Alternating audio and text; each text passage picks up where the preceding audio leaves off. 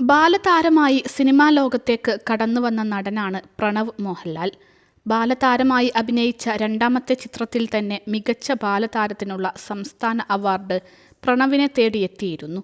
പിന്നീട് സിനിമയിൽ നിന്ന് നീണ്ട ഇടവേളയെടുത്ത പ്രണവ് 2018 റിലീസായ ആദിയിലൂടെ നായകനായി അരങ്ങേറി. ഹൃദയം, വർഷങ്ങൾക്ക് ശേഷം എന്നീ സിനിമകളിൽ പ്രണവിൻ്റെ പ്രകടനത്തെക്കുറിച്ച് പലരും എടുത്തു പറഞ്ഞിരുന്നു.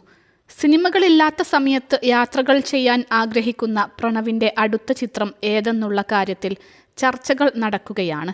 ഇടയ്ക്ക് തെലുങ്കിലേക്ക് താരം അരങ്ങേറ്റം നടത്തിയേക്കുമെന്നുള്ള റൂമറുകൾ വന്നിരുന്നു. എന്നാൽ അടുത്ത ചിത്രം മലയാളത്തിൽ തന്നെ ആയിരിക്കുമെന്നാണ് റിപ്പോർട്ടുകൾ. ഈ വർഷത്തെ ഏറ്റവും മികച്ച ചിത്രങ്ങളിലൊന്നായ ഭ്രമയുഗം അണിയിച്ചൊരുക്കിയ രാഹുൽ സദാശിവനായിരിക്കും ചിത്രം സംവിധാനം ചെയ്യുന്നതെന്നാണ് റിപ്പോർട്ടുകൾ. മുൻ ചിത്രങ്ങളെപ്പോലെ ഈ സിനിമയും ഹൊറർ ജോണറിലായേക്കുമെന്നാണ് റിപ്പോർട്ടുകൾ. ഭ്രമയുഗത്തിൽ സംഗീതം കൊണ്ട് അമ്പരിപ്പിച്ച ക്രിസ്റ്റോ സേവിയർ തന്നെയായിരിക്കും ഈ ചിത്രത്തിൻ്റെയും സംഗീതം.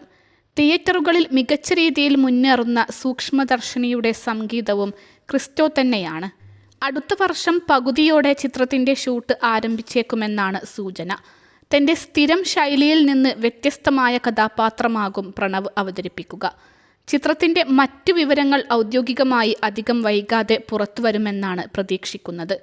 നെഗറ്റീവ് ഷെയ്ഡുള്ള കഥാപാത്രങ്ങൾ ചെയ്യാൻ പ്രണവിന് താല്പര്യമുണ്ടെന്ന് വിനീത് ശ്രീനിവാസൻ അടുത്തിടെ പറഞ്ഞിരുന്നു. നിലവിൽ സ്പെയിനിലാണ് പ്രണവ്. അവിടെ ഒരു ഗ്രാമത്തിലെ ഫാമിലാണ് പ്രണവ് വർക്ക് ചെയ്യുന്നതെന്ന് സുചിത്ര മോഹൻലാൽ അടുത്തിടെ ഒരു അഭിമുഖത്തിൽ പറഞ്ഞിരുന്നു.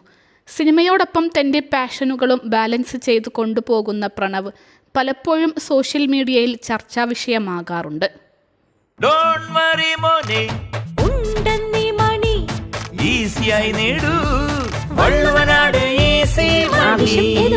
പണം ഞങ്ങൾ തരും.